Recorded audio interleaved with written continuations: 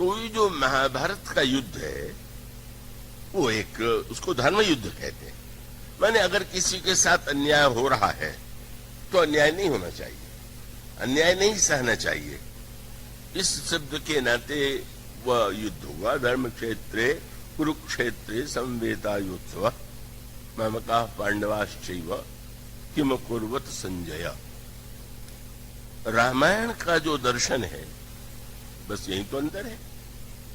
भला द्वापर युग में कभी राम राज्य बन सकता था, भगवान कृष्ण का राज्य बन सकता था, इसलिए भगवान तो बड़े चतुर निकले, वो सिंहासन पर कभी बैठे ही नहीं।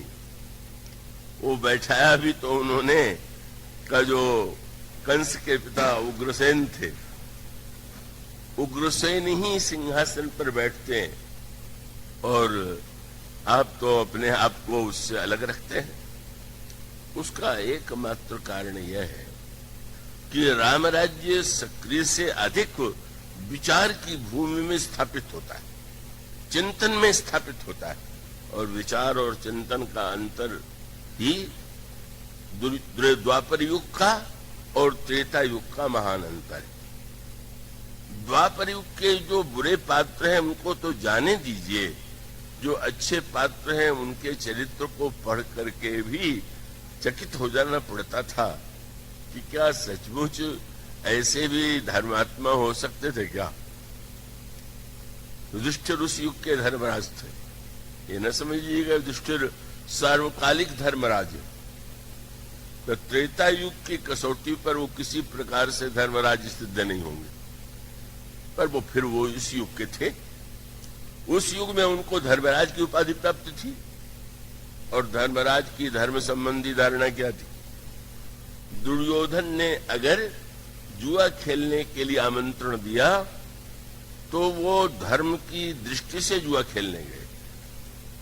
उनकी मान्यता ये थी कि क्षत्रिय को अगर कोई युद्ध के लिए या जुए के लिए ललकारे तो उसे अवश्य उसको स्वीकार करना चाहिए, नहीं तो छात्र धर्म से विमुख हो जाएंगे। इस प्रकार से धर्म की कोई व्याख्या त्रेता युग में बिल्कुल नहीं थी। कोई युद्ध के लिए कहे और लड़ना जरूरी है, कोई जुए के लिए निमंत्रण दे तो जुआ खेलना जरूरी है। जो धर्म इस तरह से जिस युग की व्याख्या हो उस युग में क्या राम राज्य बनेगा। यह तो कल चर्चा चल रही थी, आज तो बहुत अधिक लोग हैं कि वे परशुराम जी महाराज तो श्री राम से यही कहते हैं कि तुम क्षत्रिय हो और क्षत्रिय युद्ध को से भागता नहीं है, तो मैं करू परितो समोर संग्रामा, तुम युद्ध करो, मुझे संतुष्ट करो। भगवान राम अगर धर्म का वह अर्थ मानते होते कि चुनौती देने पर लड़ना जरूरी है तो खड़े हो जाते, हम आप भी खड़े हो जाते हैं। कोई ललकारे तो कहेंगे अच्छा हम देख लो तुम क्या कर लोगे। परशुराम जी की अपेक्षा श्री राम बहुत अधिक शक्ति संपन्न है, समर्थ है, और परशुराम जी कहते हैं कि तुम युद्ध की चुनौती स्वीकार करो। और वह क्षत्रिय भगवान राम, उनके जिनका क्षत्रिय जात में जन्म हुआ था, उनका उत्तर क्या था। उन्होंने यही तो कहा कि महाराज युद्ध के बाद भी तो एक व्यक्ति जीतता अथवा हारता है, तो बस मैं अभी आपसे कहता हूं कि सब प्रकार हम तुम सनहारे, क्षमो विप्र अपराध हमारे, हम आपसे हार स्वीकार करते। अब धर्मात्मा श्री राम है कि धर्मात्मा युधिष्ठिर है। और युधिष्ठिर के बाद जाने दीजिए पितामह भीष्म इतने बड़े धर्मात्मा के रूप में प्रसिद्ध थे, लेकिन उनकी धर्म संबंधी जो धारणाएं थीं, कितना विचार की कसौटी पर ऐसा लगने लगता है कि अरे ये क्या धर्म का चिंतन हुआ, क्या ये व्याख्या हुई।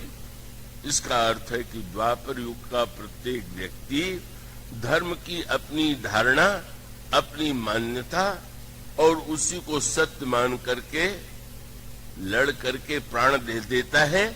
यही उसकी वीरता का सबसे बड़ा प्रमाण है। जिसको उसने धर्म माना का उसने कहा हम उसके लिए लड़के प्राण दे देंगे, सब कुछ छोड़ देंगे। और आप कल्पना कीजिए जुआ में जो व्यक्ति राज्य नहीं भाई को और भाई नहीं पत्नी को भी हार सकता है। ये तो दोष ही है कि भीष्म ने या द्रोण ने क्यों नहीं रोका, पर युधिष्ठिर क्यों नहीं बोलते, क्यों नहीं अर्जुन बोलते हैं? उनको भी तो कहना चाहिए कि तुम नग्न करने की चेष्टा करके अन्याय कर रहे हो, क्योंकि सब धर्म के विषय में उलझे हुए भ्रांत हैं। द्रौपदी यदि प्रश्न करती हैं कि जब महाराज स्वयं अपने को हार चुके थे तो मुझे हारने का उन्हें अधिकार कहां था, ये धर्म है कि अधर्म है? और महान धर्मात्मा भीष्म जो बैठे हुए, इसका अर्थ यह है कि सच बात तो यह है कि अधिकांश व्यक्ति इस शब्द का प्रयोग करते हुए जानते भी नहीं है कि वस्तुतः धर्म का तात्पर्य क्या है, धर्म का अर्थ क्या है, धर्म का उद्देश्य क्या है। इतने महानतम पात्र इस प्रकार के कार्य में उलझे हुए, और ये पढ़ करके तो मुझे बड़ी सोच के हंसी भी आती है। युद्ध प्रारंभ हो गया। उस समय युद्ध का एक धर्म ये सुन लीजिए कि किसकी ओर से आप लड़ेंगे। बोले जो आपको पहले निमंत्रण देने पहुंच जाए। ये विचित्र धर्म हुआ। ये क्या हुआ? भाई कोई भी आप निर्णय करें कि हम न्याय के पक्ष से लड़ेंगे तो समझ में आता है, पर आपके पास अगर न्याय पहले आ जाए तो आपका धर्म कहे कि पहले आ गए तो उनकी ओर से लड़ेंगे। ऐसी व्याख्या थी द्वापर युग के धर्म की, और उस धर्म की व्याख्या का सबसे विचित्र दृष्टांत था महाराज नकुल सहदेव के मामा महाराज शल्य को निमंत्रण मिला युधिष्ठिर की ओर से पहले, तो उन्होंने निर्णय किया कि वो तो हमारे भांजे भी हैं और निमंत्रण भी पहले तो हम चलेंगे। सेना लेकर के चले, और सेना लेकर के चलने के बाद अब लंबी यात्रा थी तो मार्ग में देखा ठहरने का बड़ा सुंदर प्रबंध है, सुख सुविधा है। जो सेवक सामने निकल करके आइए विश्राम कीजिए, रात्रि के बाद सवेरे जाइएगा।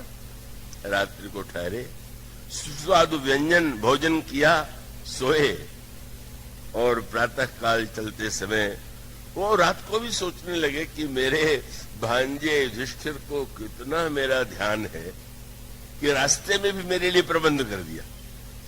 अब बेचारे युधिष्ठिर उतने प्रबंध की स्थिति में तो थे नहीं।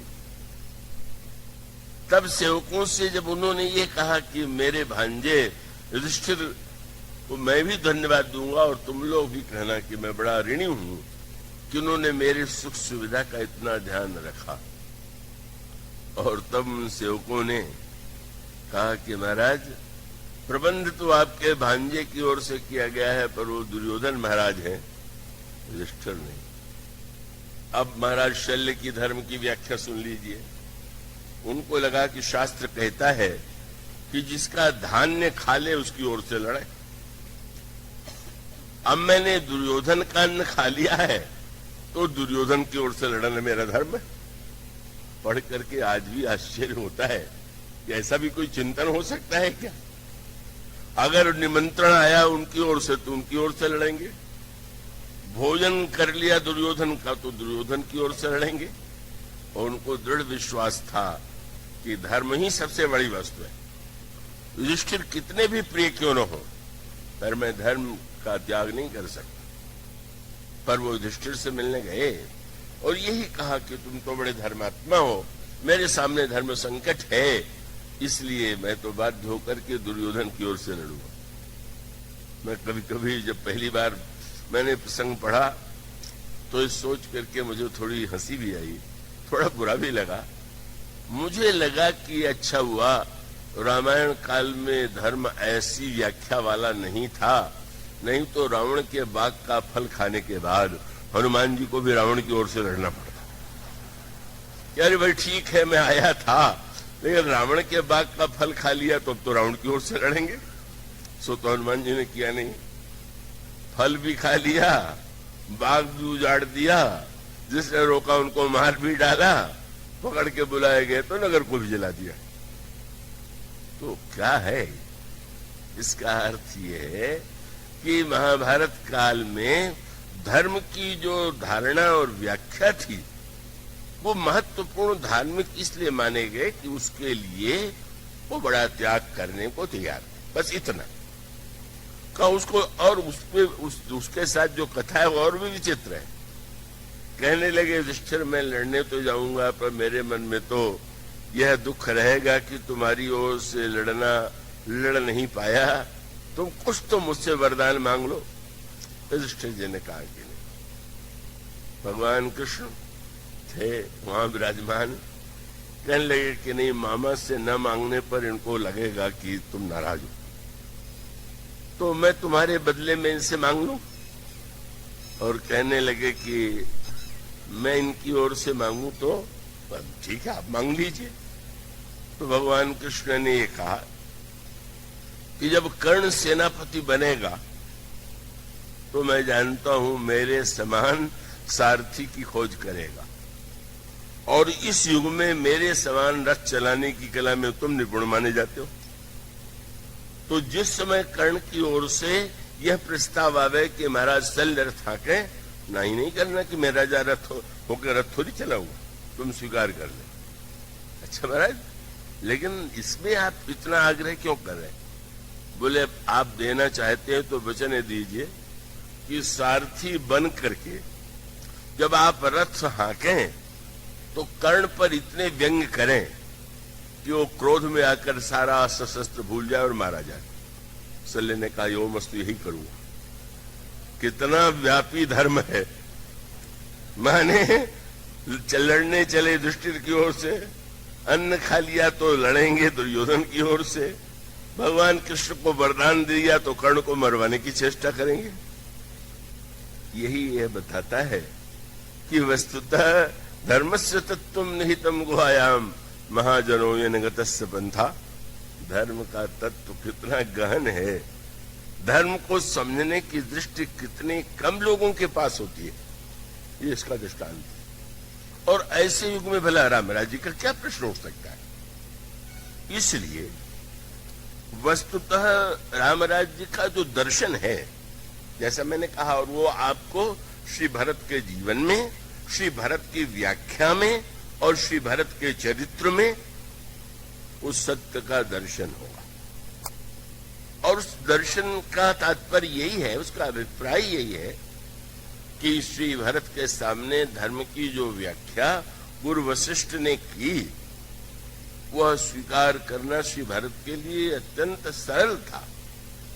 चारों ओर से आग्रह किया जा रहा था, मंत्रियों ने भी तुरंत समर्थन किया, पर मंत्री तो थोड़ा राजनीतिज्ञ थे, उनको लगा कि गुरुजी ने ये कह करके कि 14 वर्ष बाद राम को राज्य लौटा दीजिए, शायद सही नहीं किया।